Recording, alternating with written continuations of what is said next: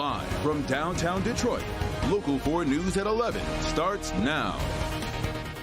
A live look at exact track 40 radar. The forewarned weather team tracking rain moving through southeast Michigan. Thanks for being with us. I'm Kimberly Gill. And I'm Devin Skillian. Let's start things off here at 11 with forewarned meteorologist Kim Adams with a look at the current conditions. Got a lot of green behind you there. A lot of green and some reds and yellows and lightning strikes as well. Unusual for November and certainly unusual when temperatures are only in the 40s. But that's what we have right now. It is pouring down rain in downtown Detroit and even a rumble or two of thunder. I do have lightning detector on. Lightning has decreased in the last 15 minutes, but we're still getting a few strikes here and there. So the heaviest rain right now from Detroit down to Ecorse into the downriver area. We'll go up into Macomb County where there's another area of pretty heavy rain just south of Port Huron, moving off to the east, and then Washington and Sterling Heights also getting a few light showers at this hour. Head out to the west side, and it's been raining at the airport. That's now moved off to the east as well. Some light rain in Livonia, right along I-96 and 275. Pretty decent downpour there. So there is some ponding on the roadways if you are headed out tonight. But it's just this one line right here, and that's now moving off to the east. So by the time you wake up tomorrow morning, it will just be mostly cloudy. It is chilly, though, for this time of year. We've got temperatures in the upper 40s, 50 downtown, upper 30s into the thumb. We'll talk about when we'll see the sunshine again in just a couple of minutes. Okay, Kim, our other top story, a break in the case in the murder of Detroit Synagogue President Samantha Woll. A suspect linked to her death is behind bars. The beloved leader in the Detroit Jewish community was stabbed to death late last month at her home in Lafayette Park. Jacqueline Francis live with us, and she has talked tonight with the Detroit Police Chief, James White. Jacqueline. Devin, Chief White has been tight-lipped about this latest development. He did confirm they have a person in custody, but said they still have more investigative work that needs to be done. Meanwhile, police sources on the other side of the state tell me the suspect was arrested in Kalamazoo. There is one suspect in custody. And we're going to continue to work this investigation, and we're going to go where the evidence takes us. Detroit police seem to be one step closer to closing this case, announcing a suspect has been taken into custody for the murder of Samantha Woll. The 40-year-old's killing made national headlines as she was a well-known leader in Detroit's Jewish community. Chief White not giving any info about who the suspect is or what the motive could be. But we're not done, and I don't want to characterize this as a complete investigation. We've got a lot of work to do, and we're going to do it. We're going to stay focused and continue to investigate this case. Woll was found stabbed to death outside her home in Lafayette Park in late October. Police believe she was attacked inside and say there were no signs of forced entry. Police are confident this was not a hate crime, despite heightened tensions surrounding the Israel-Hamas war. It's a welcome development. Tonight, friends and colleagues reacted to news of the arrest. The community is asking why. Why have they discounted that this is a hate crime? So those questions are still unanswered, and I think that the sooner the chief and Detroit police are able to answer those questions, the better.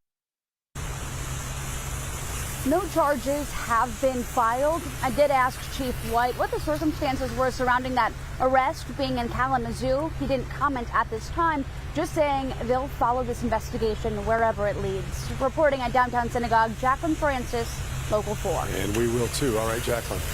Recreational marijuana is coming south of our border. Ohio voters legalized marijuana by a large margin last night, which means Michigan is no longer the only game in town in the region. As Mara McDonald shows us from the state line, while it may be illegal, people living in Ohio have been crossing the border to buy. You know, there is a thriving marijuana industry in Monroe County, and you go into any of the parking lots of those businesses, and you see a whole lot of Ohio plates. Ohio voters went to the polls last night and spoke loudly yes to legalizing weed. And while there's still plenty of work on licensing and qualifications to be done, when it eventually is up and running, will it impact sales here? Well, depends upon the region. Lots of Ohio plates in the marijuana mall area in Monroe. It is definitely going to impact some stores, particularly in the southern border and the southern area of Michigan, because they get a lot of activity. They do. That's one reason why a lot of people wanted a store in Monroe, because they're getting people coming from Ohio. Barton Morris was at the forefront of cannabis law when it became legal here in Michigan. He sees Michigan's industry with plenty of growth still left. I think we're still in the early stages. It's only been 5 years. Something else to remember, when Michigan's weed industry started up, prices were high, as in marijuana flower was several $100s an ounce. Now that's not the case. It hovers around $100. Ohio won't be in the position to compete with Michigan prices for quite some time. But when the Buckeyes can, it likely means a further drop in costs across the region. They want to get rid of the illicit market. They want to bring that tax revenue back from the state of Michigan and to bring it and invest that money right back into their local communities here. Interesting to note that one of the key talking points, which you just heard coming from the legalized marijuana group in Ohio, was they didn't want Michigan to get their tax revenue. We're at the state line. I'm Mara McDonald, Local 4. Okay, Mara, it's been debate night in America with 5 Republican presidential hopefuls trying to make their case to voters on the stage in Miami. Perhaps you watched it here live tonight. Florida Governor Ron DeSantis, former UN Ambassador Nikki Haley, businessman Vivek Ramaswamy, former New Jersey Governor Chris Christie, and South Carolina Senator Tim Scott all took the stage in the debate hosted by NBC News. They hope to prove to Republican voters that they deserve to represent the party in next year's general election, almost exactly a year away. It's not the current frontrunner who wasn't there tonight, Donald Trump. And he said Republicans were going to get tired of winning. Well, we saw last night, I'm sick of Republicans losing. In Florida, I showed how it's done. 1 year ago here, we won a historic victory, including a massive landslide right here in Miami-Dade County. The former president did not participate in tonight's debate, despite being the topic of conversation several times. He was holding a campaign rally in Hialeah, Florida. City of Southfield held a domestic violence community forum tonight. It was the chance for the community to hear insightful conversations between local law enforcement leaders as well as court and healthcare professionals. The panel included 5 local leaders from Oak Park, Farmington Hills, Detroit, Southfield, and Wayne County. They all addressed the ways to reduce domestic violence in Metro Detroit. New at 11, we are hearing from Michigan Democratic Congresswoman Rashida Tlaib one night after being censured because of her comments about the Israel-Hamas war.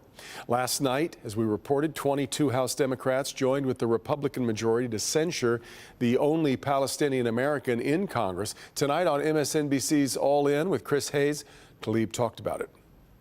Many of my colleagues know I have an open door policy. They can come and talk to me about this, and they know the conversation will lead and me urging them to please save as many lives as possible, and that means calling for a ceasefire. Again, my colleagues know where my heart is, and they know that I have been pushing from day one of coexistence, of the days where both my grandparents, when they were born there, that there was coexistence among all faiths, living in peace.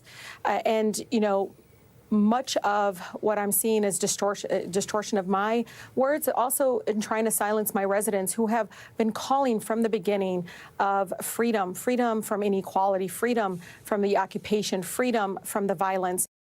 With that vote last night, Tlaib becomes the second Muslim American woman in Congress to be formally admonished this year for her criticism of Israel. 2 people from Metro Detroit are back home tonight after fighting to flee Gaza. The Arab American Civil Rights League held a celebration today to welcome home a husband and wife from Livonia. They've been waiting for their names to make it onto a list of Americans who could evacuate from Gaza. And with the help from the group, the time came. But it wasn't easy. They had to find their way to the border, in which they say was not safe. I said, okay, how am I going to go? This is not safe. They say, if not safe, don't go. I have to go. I have to leave. Couple now hoping to get their son, daughter, and grandchildren here to the U.S. as well. The Actors Union reaches a tentative deal on a new contract with the entertainment world's top studios. If approved, the nearly 160,000 actors represented by the union will return to work, ending the nearly 4-month strike. Both the writers and actors unions went on strike this past summer. The writers, of course, reached an agreement on their new contracts in September. This one has taken quite a bit longer. The deal will be reviewed by the union's national board on Friday. Theoretically, though, the strike is over as of midnight, a little after midnight tonight. All right, now to the latest on the alleged Sign stealing scheme. Yeah. Michigan football. Bernie's here. The story that just keeps on giving. Well, yeah, but tonight we have some solid stuff. Maybe a first in this story, too.